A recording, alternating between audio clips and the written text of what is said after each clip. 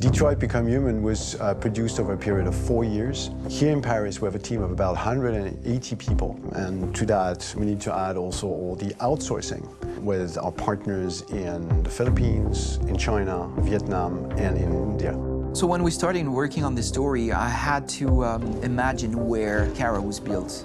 And for whatever reason, the city of Detroit came very quickly to my mind because it had already an incredible story by itself of history and themes. So we traveled there with the team, and we were really moved by what we saw, and we could really feel the desire to fight and really be born again. And we just continued this curve, this growth, and just imagine what Detroit would be like if the Android industry was, using these huge factories to build androids there.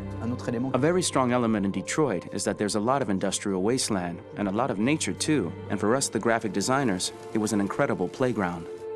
The destroyed zones which we wanted to preserve, we appropriated them to turn into something else.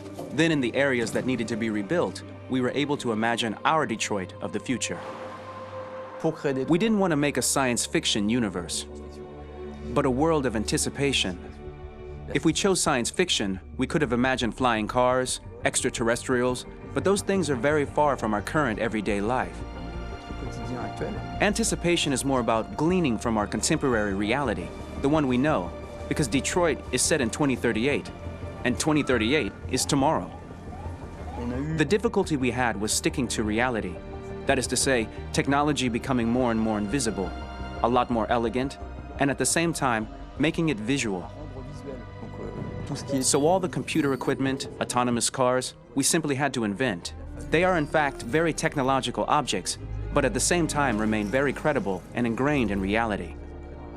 To create a cohesive universe in the fashion and clothing of the human characters in 2038, I didn't want to put an accent on strange shapes, or really vibrant colors, and things we wouldn't know. That I wanted to keep for the androids. The goal was to create something familiar which we can identify with in this future setting. Working on the artistic direction for the androids was a bit special because this is a project about the place they could occupy in the human world. It was out of the question for them to be too beautiful or too perfect. They had to correspond to every social class, rich and poor. Inspired by everyday utilitarian clothes, I brought a modern touch by adding dynamic display surfaces, the armband we can see on the side, the triangle on the front and back, an LED. Like that, there's no confusion. Wait. You're sending an android? All right, ma'am. We need to go. You can't do that. Why aren't you sending a real person? Once we cast the actors, we travel to meet them in order to scan their faces. We record the structure of their face with the scan. And we record the colors and patches of skin with photography.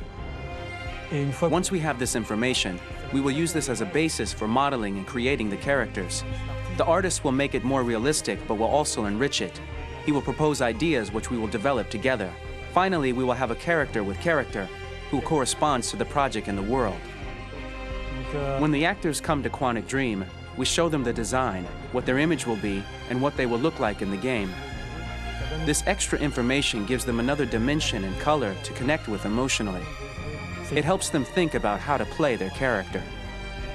Your mission. That's all you care about, huh? You should consult a professional who can help you. Beat it, you hear me? Get the hell out of here! So there are 3 types of shoots at Quantic Dream. Shooting and performance capture, where you capture the whole actor, his voice, his face, and his body.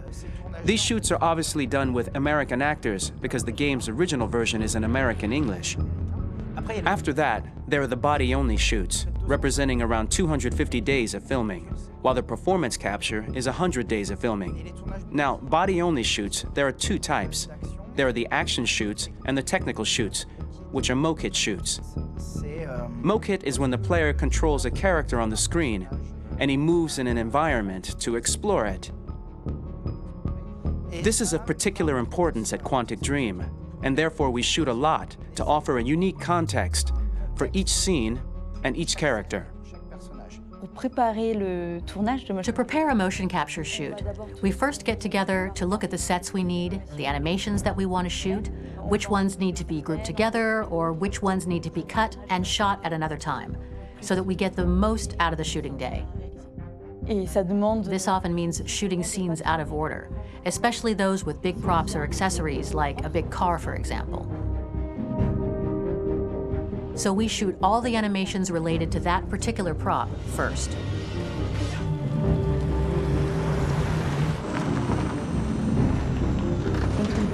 The biggest challenge for the mocap team was shooting a Spider-Man mo-kit. We had to build a wall and attach an actor to a harness with cables so we could pull him up and render him climbing. The shooting on this game total took about, I would say, more than a year, maybe 1 and 2 years, with about 300 actors on set. So I would say it's quite a massive production. But so much happened on this set between the stunts and the shootings with a little girl and all these great actors that we had. It was really a very, very memorable journey for the team and for myself. Today, Detroit has over 37,000 animations. When we retrieve the motion capture data, it's just a cloud of points, which represent all the markers worn by the actors. From this cloud of points, we have a phase called retargeting, which gives us a skeleton. This skeleton will be applied to the characters of the game. There is still work to be done, but this gives us the main movements.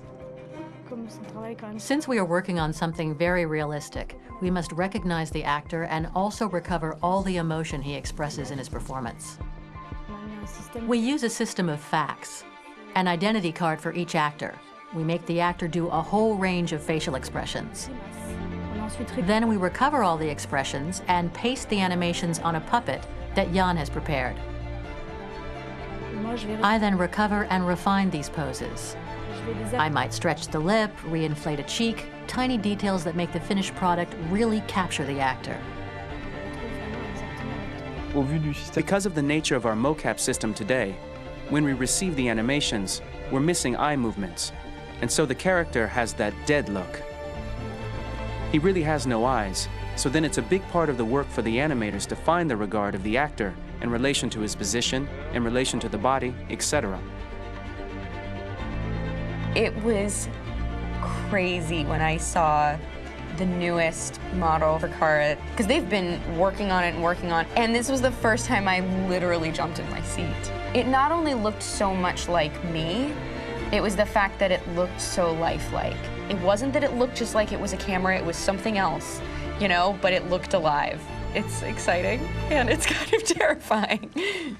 Game after game, we learned the rules of optics and filming, and our goal with Detroit Become Human was to have cameras that would actually emulate the optics of a real physical camera.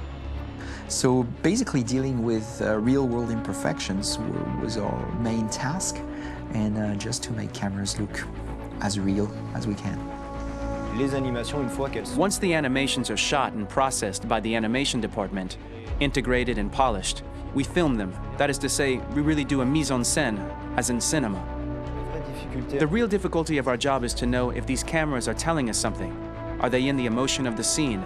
Do they describe exactly what the action must convey, what must be felt? The most important challenge for me was one of the final scenes where Marcus decides to start the revolution and go to the battlefield. Very quickly, we imagined this to be a huge sequence shot. We wanted the feeling of a cameraman running behind us while showing Marcus, the androids who help him, the person shooting at us, etc. Above all, it was necessary to say to oneself, this scene is very violent but does not glorify war. On the contrary, that war is something improbable and absurd. It was really a fun challenge. The idea was to say we have 3 characters. We would like each of them to have a specific cinematography. We wanted Kara to be much more filmed with some kind of handheld camera, to have something very living, very breathing. For Connor, we wanted something very cold and very perfect. And for Marcus, we wanted something epic and spectacular. So it was about the filming, but it was also about the photography. So we worked with a director of photography to give each character a different lighting, different key colors. Each of them would have their own worlds. And finally, we worked with the composers, so they would create a specific sound for each character, so each would have his own world and his own style.